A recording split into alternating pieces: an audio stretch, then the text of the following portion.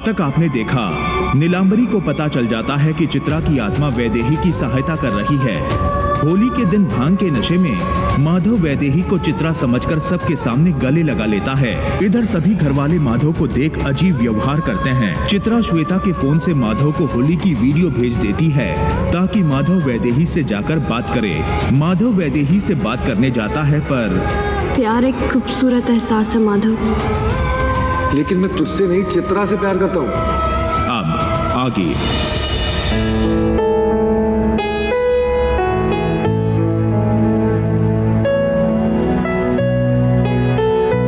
माधव, अब मुझे भी बहुत काम है। नारायण काका को दवाई देनी है, ये कपड़े सुखाने हैं। तू जा। ठीक है, तू अपना काम कर ले।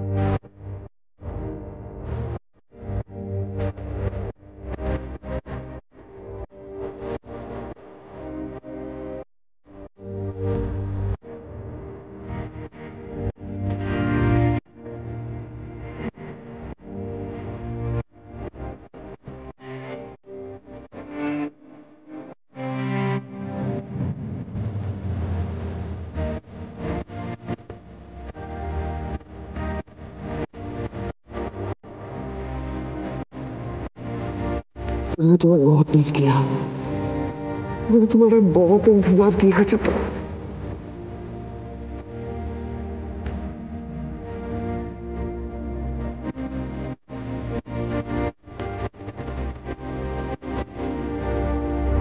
क्या माधव ने कहा कि वैदेही से प्यार नहीं करता है? हाँ मम्मी। अच्छा, ठीक से बता कि माधव ने क्या क्या कहा। माधव भैया ने कहा है कि जब भी वो भांग पीते हैं ना तो उन्हें चित्रा भाभी की खुशबू आती है। उनकी यादों में वैदेही और सामने चित्रा भाभी आती है। नहीं, सामने में वैदेही आती है। और हाँ मम्मी, उन्होंने एक बात और कही है कि चित्रा भाभी अच्छे से कपड़े सुखा सकती है, वैदेही नहीं सुखा सकती है। और उन्हें एक बात और कही है कि है ना, वो चित्रा भाभी से प्यार करते हैं, वैदेही से नहीं करते हैं। ऐसा कहा मम्मी। तेरा दिमाग ठीक है? पागल हो गई है? क्या बकवास कर रही है? कुछ ठीक से सुना भी कि हवा में तीर फेंक रही है? आप लोग इतने नादान हैं। बताओ, आप लोगों को इतना भी नहीं पता कि हर महान प्यार की शुरुआत ऐसे ही होती है। हाँ, पहले हीरो अपनी हीरोइन को ना बोलता है और फिर उस हीरोइन का प्यार जगता है और उस ना को हाँ में तब्दील कर देता है। अब एक बात बताओ कि हीरो फर्स्ट हाफ में ही हाँ बोल देगा तो बाकी का पिक्चर देखेगी पब्लिक? अरे बस करो। राम मिलाई जोड़ी है, एक भुलक्कड़ और एक फिल्मी। तुम दोनों के दोनों किसी काम के नहीं हो।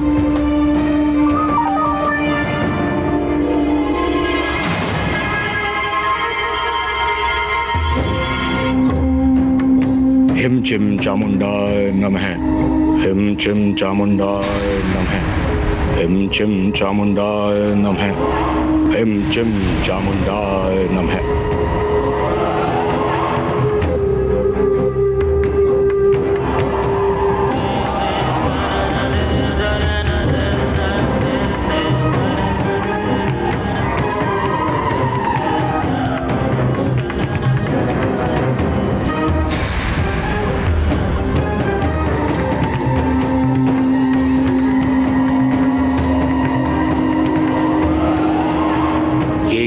चित्रा के ऊपर कैसे काम करेगा मुझे इसके बारे में और जानना होगा।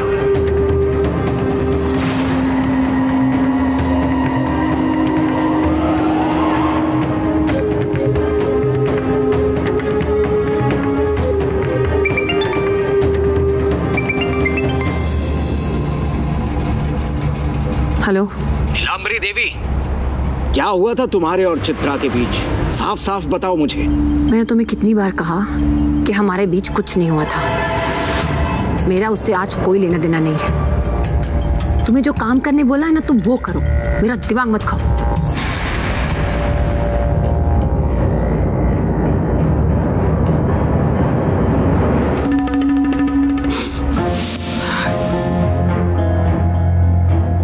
माँ, आपने कल की मीटिंग के लिए जो फाइल मंगवाई है वो रेडी है? हाँ, वो दे दे, मैं रख दूंगी यहाँ पे। माँ, आप रो क्यों रही हैं? क्या हुआ? नहीं नहीं, कुछ नहीं, फाइल दे दे। लेकिन माँ, आप बताइए तो सही, आप रो क्यों रही हैं? कुछ नहीं, बस ऐसे अकेले में बैठ के अपना मन हल्का कर रही थी तो आंसू आ गए। लेकिन माँ, हुआ क्या? बताइए तो सही। थक गई हूँ मैं माधव, थक गई हूँ मैं जिम्मेदारियां निभाते निभाते। मेरा भी मन करता है कि दूसरी औरतों की तरह सब कुछ छोड़ छाड़ के पूजा पाठ करूं, तीर्थ यात्रा करूं, लेकिन क्या करूं? जिम्मेदारियां खत्म ही नहीं होती है। एक खत्म होती तो दूसरी शुरू हो जाती है। अब रानी और संग्राम को देख लो, उन्हें अपने पैरों पे खड़ा होना है, उनके अपने बड़े बड़े सपने हैं। मैं क्या करूं? क्या करना चाहते हैं वो दोनों? क्या करना चाहेंगे? व्यापार करना चाहते हैं, और उसके लिए माँ बाप से उनको क्या चाहिए? पैसे ही चाहिए ना। मुझे लगा वो नादान है, तो सोचा चित्रा बहू से बात कर लूं। वो समझदार है, वो समझेगी, मेरी मदद करेगी। आखिर सारी जायदाद की मालकिन तो वही है ना। जब मैं उससे पैसे मांगने गई, उसने मेरी बात समझने की बजाय मेरी बेइज्जती की। अब तो ऐसा हो गया कि अपने ही घर में भीख मांगना पड़ रहा है। कुछ भी मांगने के लिए हाथ फैलाने पड़ते हैं। मैं क्या चाहती हूँ? कुछ भी तो नहीं। मैं बहुत खुश हूँ यहाँ पे तेरे साथ। फिर क्या मेरे बच्चों का अधिकार नहीं है? वो कुछ करना चाहते तो नहीं कर सकते? चित्रा बहू ने मेरी बहुत बेइज्जती की माधव, और उसके व्यवहार से ना आज मुझे ऐसा लगता है मैं इस घर का हिस्सा नहीं हूँ। आखिर हूँ तो मैं सौतेली माँ ना।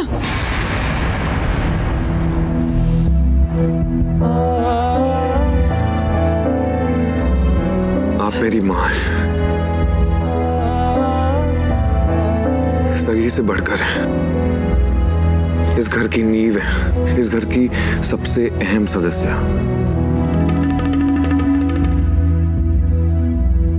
गलती आपकी नहीं है, चित्रा की है। उसे आपके साथ ऐसा बर्ताव नहीं करना चाहिए था। उसे अपनी गलती मान के आपसे माफी मांगनी ही होगी। अभी उससे बात करके आता हूं। नहीं माधव, तू चित्रा बहू से कुछ नहीं कहेगा। मैं नहीं चाहती कि मेरी वजह से तुम दोनों के बीच में कुछ हो। जो हो गया उसे भूल जाओ। माँ, आप ये सब मुझ पे छोड़ दीजिए। माधव, माँ, आप मेरे लिए सबसे बढ़कर हैं। आप रोना बंद करिए। आपको मैं रोते हुए नहीं देख सकता।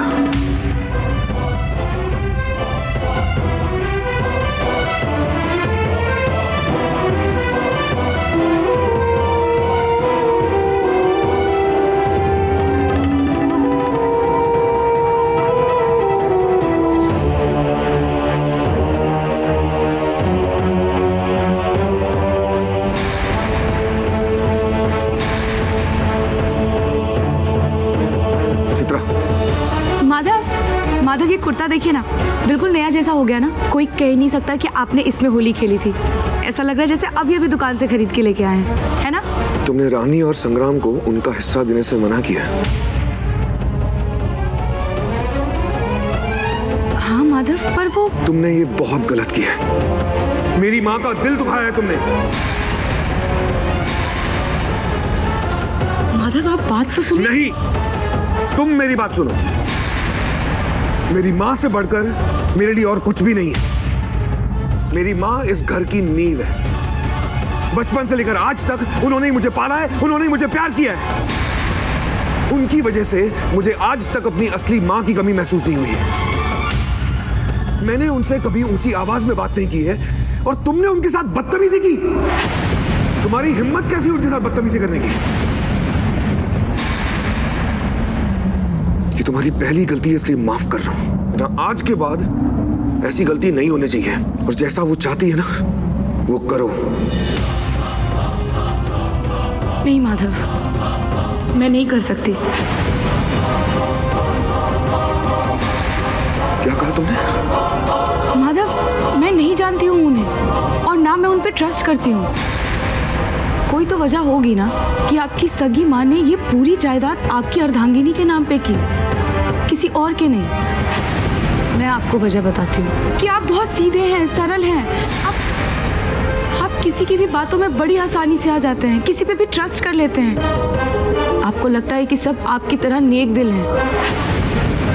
माधव, मैं आपकी माँ की आखिरी इच्छा की बहुत रिस्पेक्ट करती हूँ और मैं वही करूंगी जो सही है। चित्रा, वो मर चुकी है।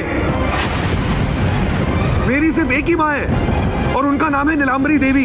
ये चीज को एक्सेप्ट कर लो और जैसा वो चाहती है वो करो।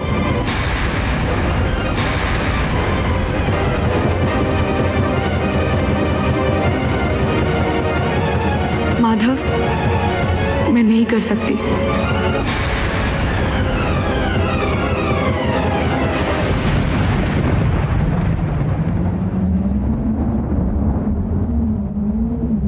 माधव,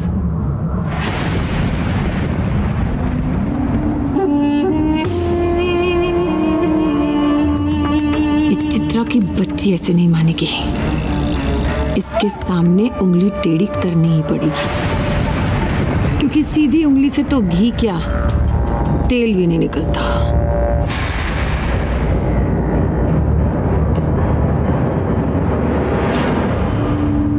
माधव और वैदेही दोनों हैं पिक्चर के हीरो हीरोइन और ये बुढ़िया है पिक्चर की विलन।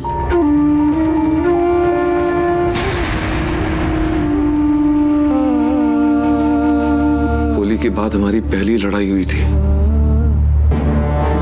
कितना चिल्लाया था मैंने तुम पे और आज मैंने वैदेही पर चिल्ला दिया। गलती मेरी थी। उससे माफी मांगने गया तो बात और बिगाड़ के आ गया। नहीं माधव, तू अपने आप को दोष मत दे। तेरी गलती नहीं है और मैं तुझे इस तरह नहीं देख सकती।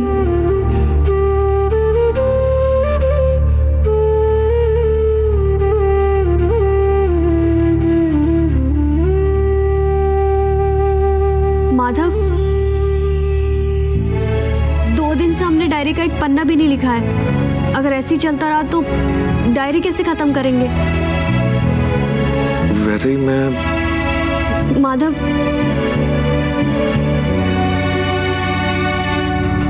मैं जानती हूँ तुम मुझसे प्यार नहीं करता और इस बात को मैं स्वीकार कर चुकी हूँ।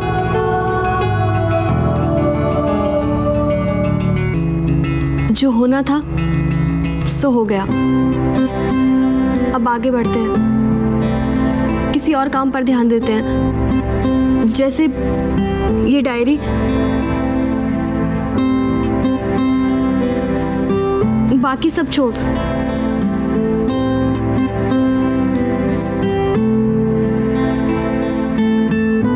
तू सही में एक यूनिक पीस है। तेरे जैसा और कोई नहीं हो सकता। नहीं माधव, मैं तेरे लिए अनोखी नहीं हूँ। चित्रा दीदी हैं, मैं बस एक आम लड़की हूँ तेरे लिए। तो आज हम किस याद के बारे में बात करने वाले हैं? आज के जैसा ही दिन था, रूठने और मनाने वाला। लेकिन चित्रा ना ऐसी सिचुएशंस मुझसे बेटर हैंडल करती थी।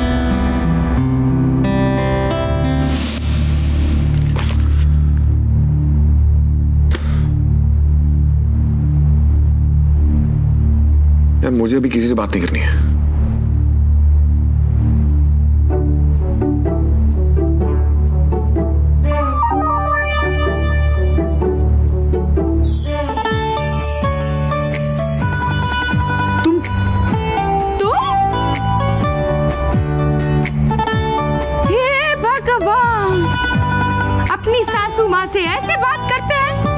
ना पाँव छुए ना हाथ जोड़े। कहाँ जा रहे आजकल के बच्चों के संस्कार। छी छी छी छी छी छी छी। अच्छा माँ जी बोलिए, कैसे आना हुआ? माँ जी नहीं, सासू माँ कहो।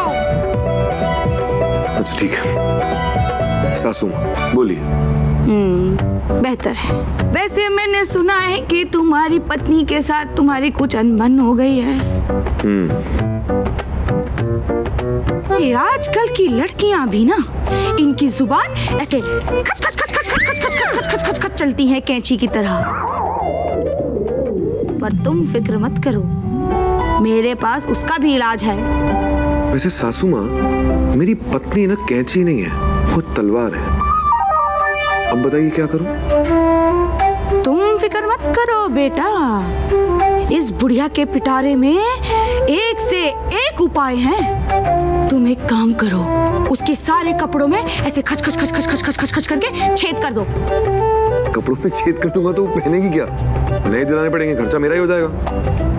बात तो सही है। फिर एक काम क्यों नहीं करते, उसकी चाय में जुलाब की गोलियां मिला दो। वो चाय नहीं पीती है, सिर्फ बनाती है। तो उसके गहनों में गोंद लगा दो। नहीं, मैं उसके महंगे गहने क्यों खराब करूं? फिर एक काम करो, हाँ, उसके चप्पल में तेल लगा दो। नहीं नहीं, गिर जाएगी तो चोट लग जाएगी। अब क्या? हाँ, उसकी सारी लिपस्टिक तोड़ दो। रहने दीजिए सासू माँ, अगर आपके पैंतरे आजमाए ना तो मेरी पत्नी का प्यार तो गुल ही हो जाएगा। उसका प्यार मेरे लिए बहुत इंपॉर्टेंट है, उसके लिए सबक भी यही है। आपके पैंतरे तो माशाल्लाह है। अरे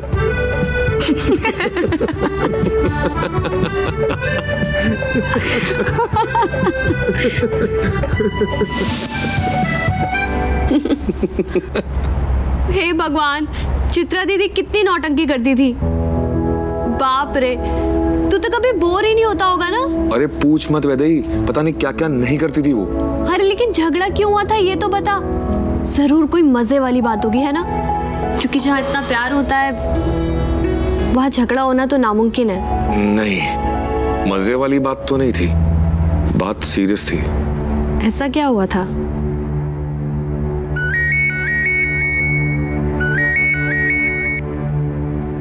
हेलो,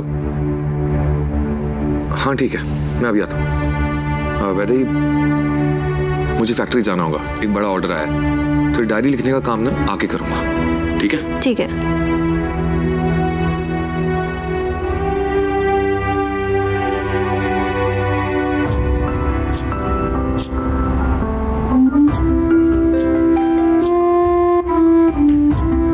चित्रा दीदी, मैं बहुत उत्सुक हूँ ये जानने के लिए कि आपके और माधव के बीच में किस बात पे झगड़ा हो सकता है। ये तुम क्या कर रही हो वैदेही?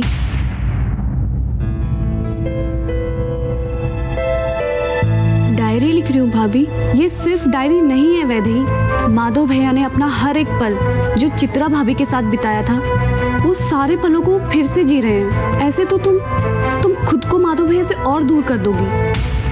तुम ही बोलती हो ना कि तुम माधव भैया से बहुत प्यार करती हो, तो फिर ये कैसा प्यार है वैदेही? आप नहीं समझेंगी भाभी, और ना ही दादी समझती है। आप लोगों को लगता है कि मैं पागल हूँ, पर ऐसा नहीं है। माधव जब चित्रा दीदी के बारे में बात करता है और उसके चेहरे पे जो मुस्कान आती है ना, वो मुस्कान ही मेरी खुशी है, और शायद मेरा प्यार भी। पर वैदेही, माधव भैया के चेहरे पे जो मुस्कुराहट होती है ना, उसकी वजह तुम नहीं बल्कि चित्रा भाभी है। इसीलिए तो मैं चित्रा दीदी जैसा बनना चाहती हूँ। सिर्फ उनके जैसे कपड़े पहनना नहीं, बल्कि उनकी तरह गंभीर और समझदार बनना है। जैसे वो हर परिस्थिति में सूझबूझ से काम करती थी ना, मुझे वैसे ही करना है, वैसा ही बनना है। और आप देखना भाभी, एक ना एक दिन माधव को भी मुझसे प्यार हो जाएगा।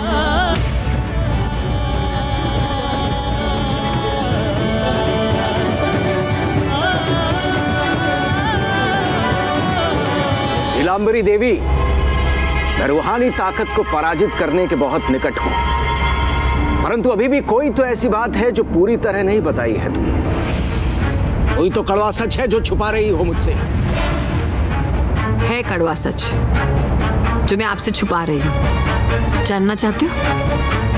नफरत करती थी मैं उससे, उसकी सुंदरता से, उसकी बुद्धिमत्ता से, उसके हाजिर जवाबी से। माधव के दिल में उसके लिए जो प्यार था, उससे, उसके पूरे वजूद से मुझे नफरत थी। उसके प्रति मेरी नफरत और बढ़ गई जब वो मेरे रास्ते का कांटा बन गई। सुन लिया माधव ने क्या कहा? देवी मानता है वो मुझे, पूजा करता है मेरी।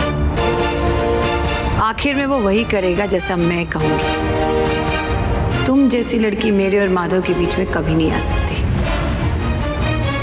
मुंह की खा के गिरोगी। मेरी सलाह मानो तो जैसा मैं कहती हूँ वैसा चुपचाप करो। तुम्हें इस जायदाद में से फूटी कौड़ी भी नहीं मिलने वाली। तुम्हारी गलती नहीं है, कभी जिंदगी में इतनी सारी जायदाद देखी नहीं ना, इसलिए आंख और दिमाग दोनों खराब हो गए। ये दौलत माधव की है, और जब माधव को मुझे देने में ऐतराज नहीं है तो तुम कौन होती हो हम दोनों के बीच में टांग अड़ाने वाली?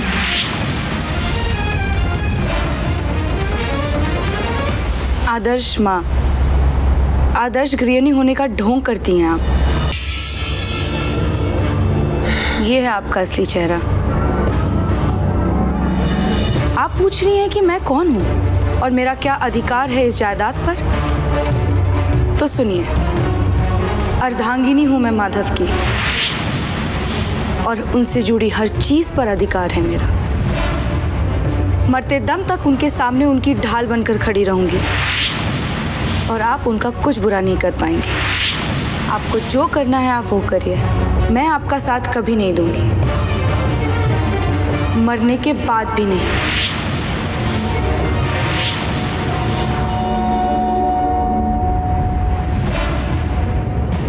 मेरी इतनी बेइज्जती होती थी कि मेरा खून खौलता था। बस तब मैंने ठान लिया कि चित्रा को इस हवेली से बाहर निकाल कर ही रहूंगी, और तब मैंने इस्तेमाल किया मेरा ब्रह्मास्त्र।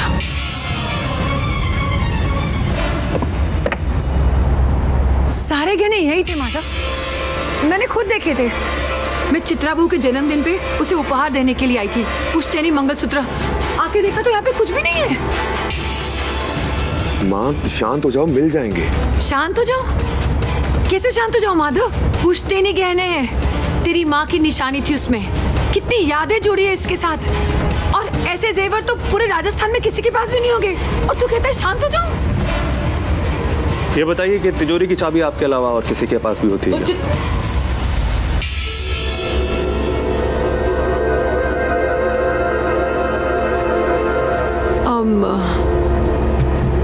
सिर्फ मेरे पास ही है और किसी के पास नहीं है।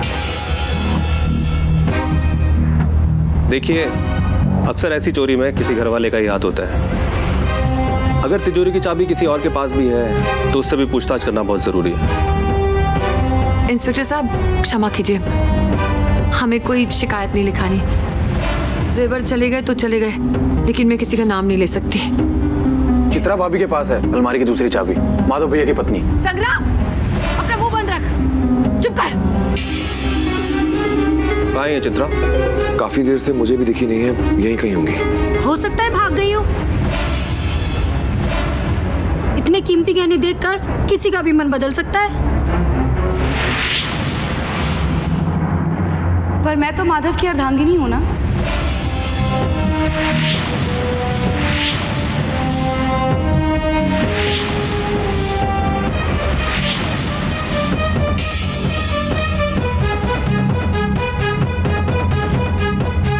मेरे लिए माधव के प्यार से ज्यादा कीमती और कुछ नहीं है।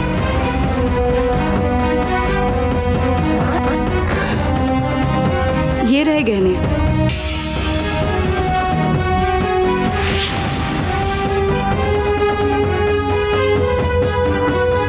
पॉलिश के लिए ले गई थी मैं। पुश्तैनी गहने हैं ना, तो इनकी देख रेख करना भी बहुत जरूरी है। रानी, आज माफ कर रहा हूं। आज के बाद तुम्हारे मुंह से चित्रा के खिलाफ कुछ नहीं सुनूंगा मैं।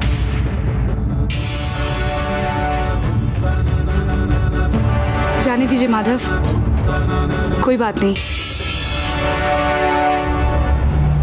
आइए इंस्पेक्टर साहब।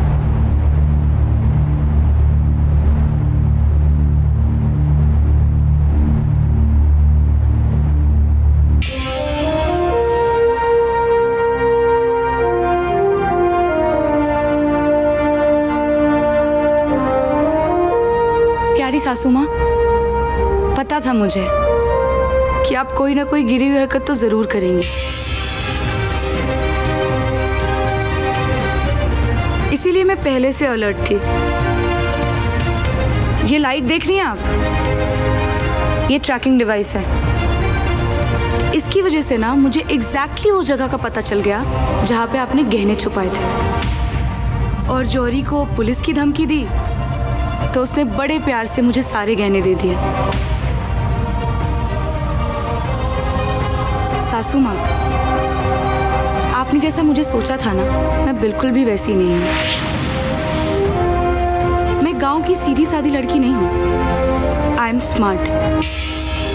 तो अगली बार ना मेरे खिलाफ कोई कदम उठाने से पहले 100 बार सोचिएगा, क्योंकि मैं आपसे 10 कदम आगे हूँ।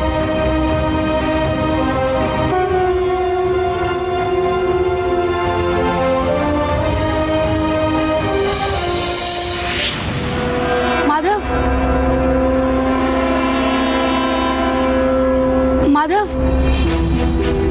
माधव, मुझे आपसे कुछ बात करनी थी। हाँ बोलो चित्रा। आई एम सॉरी, मुझे आपसे बिना पूछे गहने नहीं ले जाने चाहिए थे। अब माधव, मुझसे भी कब से माफी मांग रही है। ऐसी गलतियां तो होती रहती है, समझाना इसे।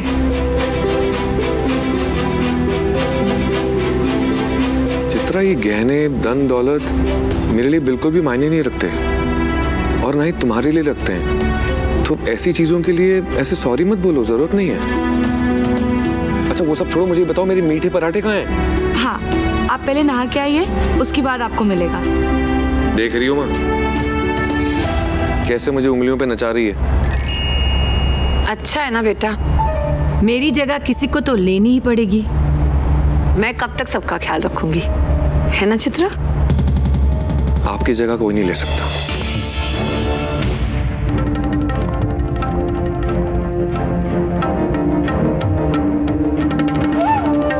सुना माधव ने क्या कहा? मेरी जगह कोई नहीं ले सकता। सुना मैंने, और उनके शब्दों के पीछे छुपी भावनाओं को भी समझती हूँ मैं। माधव आपकी जगह किसी और को नहीं दे सकते। इसे प्यार और भरोसा कहते हैं, समझती हैं आप? मैं चाहती तो आज ही आपका असली चेहरा माधव को दिखा सकती थी, पर मैंने ऐसा नहीं किया। जानती हैं क्यों? इसी प्यार और भरोसे की वजह से, क्योंकि माधव एक भ्रम में जी रहे हैं कि उनकी माँ से ऊपर कोई नहीं है, और मैं उनका ये भ्रम तोड़ना नहीं चाहती, क्योंकि अगर उनका ये भ्रम टूटा तो उनका विश्वास उठ जाएगा माँ शब्द से।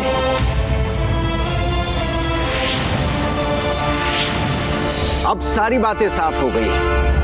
अब समझ में आया कि चित्रा की शक्ति का सामना करने में इतनी कठिनाई क्यों हो रही थी। चित्रा की शक्ति उसका प्रेम है। प्रेम जीवन मृत्यु से परे है। माधव और चित्रा का एक दूसरे के प्रति प्रेम अमर है। मैं यहाँ चित्रा की प्रेम कहानी सुनने नहीं आई हूँ, चित्रा को वश में करने का उपाय लेने आई हूँ। वो आप दे दीजिए। चित्रा की आत्मा बहुत शक्तिशाली है।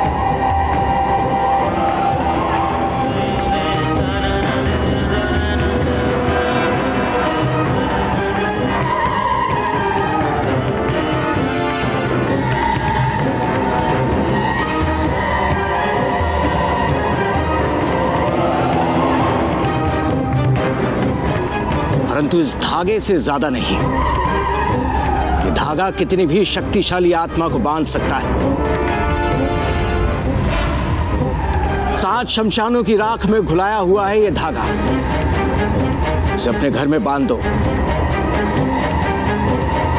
चित्रा की शक्ति को खत्म कर देगा। इनमें जो शक्तियां हैं वो अभी सोई हुई हैं। उन्हें सही वक्त पे ही उठाना होगा। ध्यान से लेकर जाओ और जो भी करना सोच समझ कर करना। चित्रा, तू तो गई, तेरा खेल खत्म।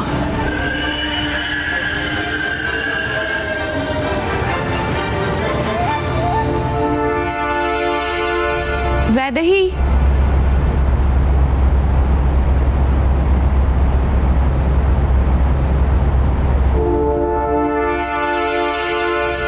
रानी दीदी, आपने वैदेही को देखा है क्या? वैदेही? जब माधव भैया ने उससे बोल दिया कि वो उसे प्यार नहीं करते तो किसी कोने में बैठ के रो रही होगी। ऐसे किसी के दुख पर खुश होना अच्छी बात नहीं है रानी दीदी। क्या बात है भाभी जी, बड़ा प्यार आ रहा है आपको बाहर वाली पर। वैदेही बाहर वाली नहीं है, वो भी अब इस घर की सदस्य है। भाभी जी, काहे के घर की सदस्य? ना तो किसी से रिश्ता है और ना होगा। माधव भैया ने साफ साफ मना कर दिया है। आपको नहीं पता भाभी जी?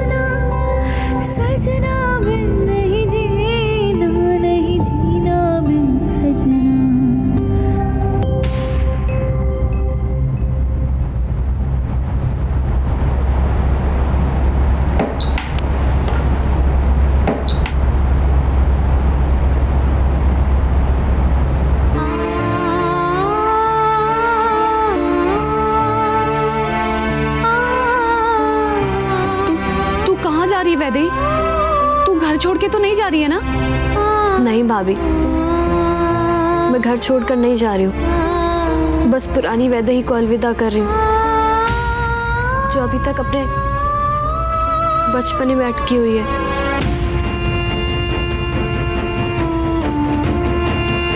इन पुरानी यादों को खुद से दूर करूंगी, तभी तो चित्रा दीदी की तरह बन पाऊंगी।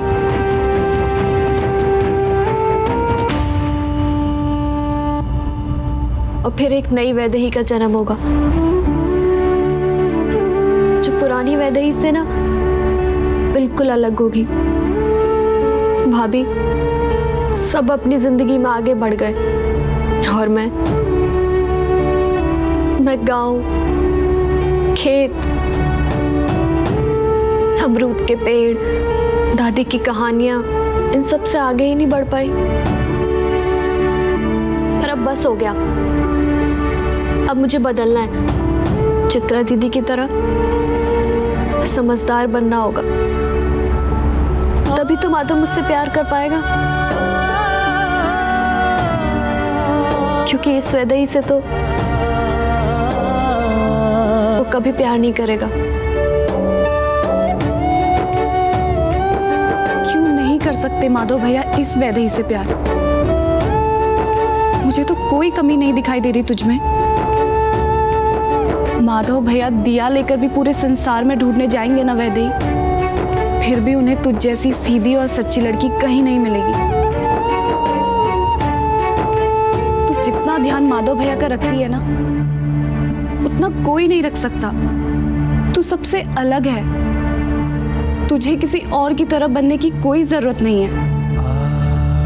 तू देखना वैदेही, एक ना एक दिन माधव भैया इस वैदेही को जरूर पहचानेंगे और इसी वैदेही से प्यार करेंगे।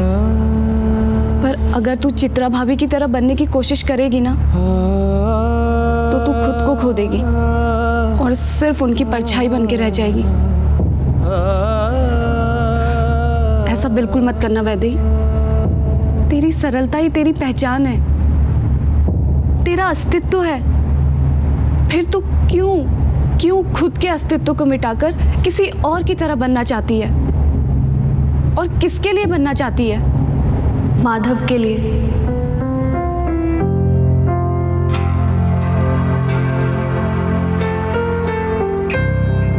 भाभी, मैं नहीं हूं सबसे अलग। अगर होती तो माधव मुझसे प्यार करता।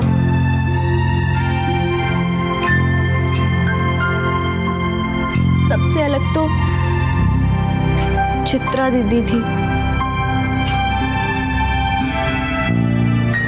तभी तो माधव उनसे इतना प्यार करता था, करता है और हमेशा करता रहेगा।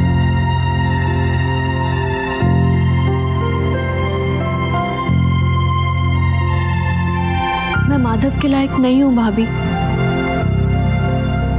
यही सच है।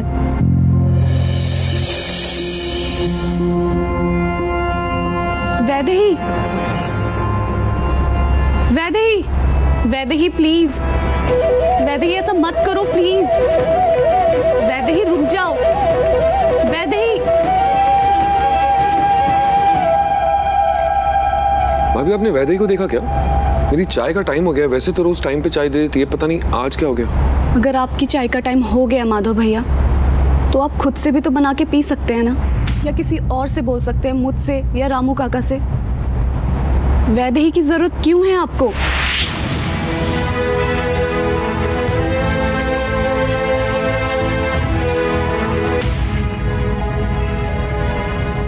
इन्हें क्या हो गया?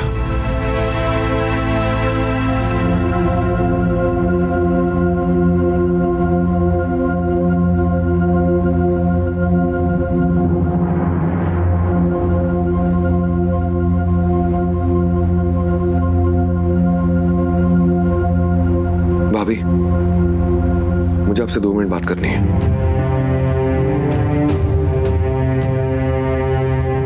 अगर आपको लगता है कि वैदेही का मेरे लिए चाय बनाना सही नहीं है, तो मैं अपनी चाय खुद बना लूंगा। लेकिन मेन रीजन जिसकी वजह से आप अपसेट हो, मुझे वो जानना है। आपको क्या लगता है माधव भैया, वैदेही आपको टाइम टू टाइम चाय बना के क्यों पिलाती है?